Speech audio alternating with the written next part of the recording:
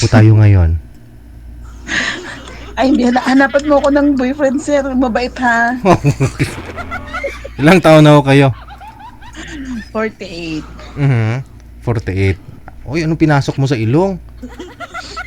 May sipon ako, sir. Pareho tayo. Meron din ako. Pareho tayo. O kating ko yung sa akin.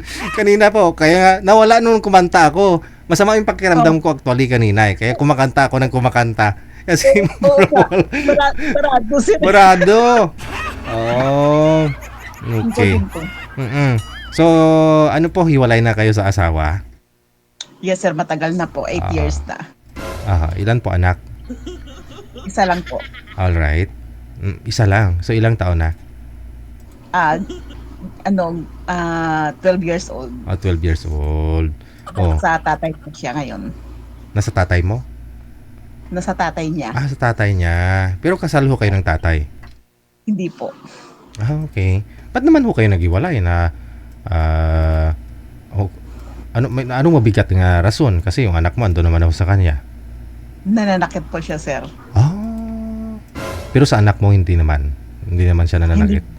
Hindi naman. Ano po yung nananakit pag bilog ang buwan? Nakainom? Ano po? Nakainom po. Nakainom. Para po. may problema ho. May problema po kayo, inuungkat, ganun. Hindi ko alam sa kanya, sir, kasi hindi ko alam kasi marami siyang mga anak-anak sa iba eh. Mga anak-anak. Anak po ba o anak-anak? Marami siyang anak sa iba. So bago ka, may asawa na po siya? Yes po, nung nagsama po kami, Oo. mayroon po siyang anak na 3. Ako na po nagpalaki doon. 3, isang asawa lang po yun, isang nanay lang.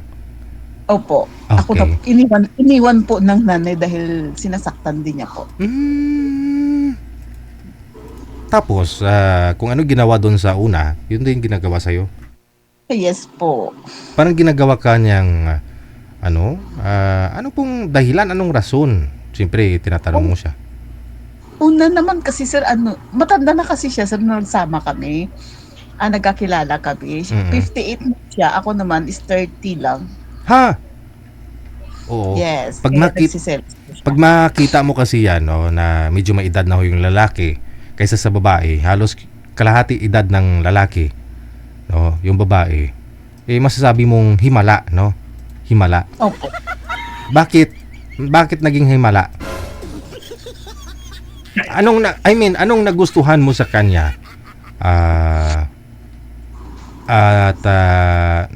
Nagustuhan mo siya, sinagot mo, nagsama kayo? Nag-isip kasi ako, sir, noon na mas matanda na lang yung kakasamahin ko kaysa bata para mature po yung isip. So yun po yung pagkakamali mo, no? Yes po. Dahil ang iniisip ko po, mas na po siya sa pamumuhay. Mas na po siya, sir, mas matured. Yes. Hindi na po sasakit ang ulo ko. Sana mas matindi pa po pala. Pero nung niligawan ka niya, dalaga ka po talaga that time? Yes po. Nalaman mo siyang mayroon 3 anak na hiwalay sa asawa, no? Opo. Pero tinanggap. Bukod po doon, sir, sa 3, may kasal po siya. Kasal po siya sa iba. Ay, abaw. So, overall, pang ilan po kayo, ma'am? Pang ilan po kayong kinakasama? Pang na yata ako, sir, pang 6. The time. Nung time na nililigawan ka. Ano po ba mukha ni sir? Ano po ba mukha meron siya? Gwapo naman. Matipuno po, sir. Matipuno. Tapos ano po trabaho? Kasi kulang-kulang. Ano po siya? Engineer po. Kaya ba? Opo, sir. Oo, siyempre bilang isang babae, gusto mo rin ma-secure, no, kinabukasan mo, mga anak mo, ganon. So kahit na alam mo na yun po yung sitwasyon, no, marami na ho siyang anak, ilang beses na ho siya nag-asawa, baka akala mo sa'yo magiging okay yung pagsasama ninyo. That's why na tinanggap mo, no, nung niligawan ka. Okay. So tumagal din ng ilang taon yung pagsasama ninyo bago mo na-realize o di mo na kinaya na yung mga ginagawa? Ang sabi po kasi nila, sir, pagka inabot daw, pag nilagpasan ko daw po ng 7 years, yung pagsasama namin, mas okay na daw po, sir.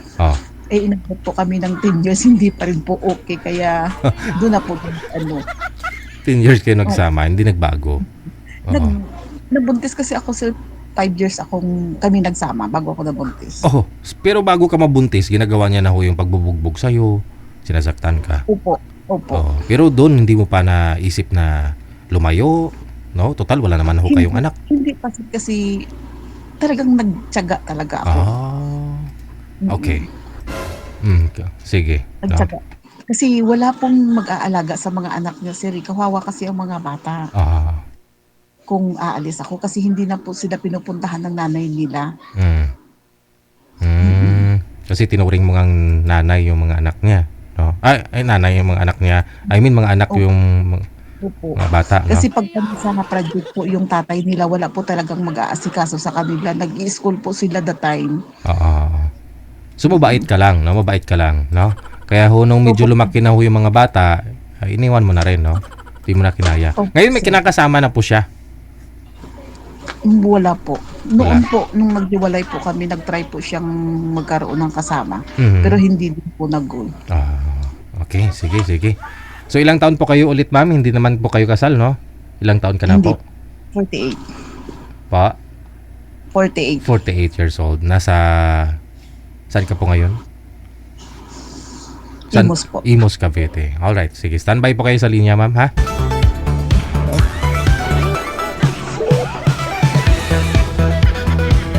O, diba? Hindi lahat ng matured o mga may edad na immature ang pag-iisip, no? Nagwawala, sinasaktan pa, no? Nananakit, I mean. Hirap nun, no? Engineer mo.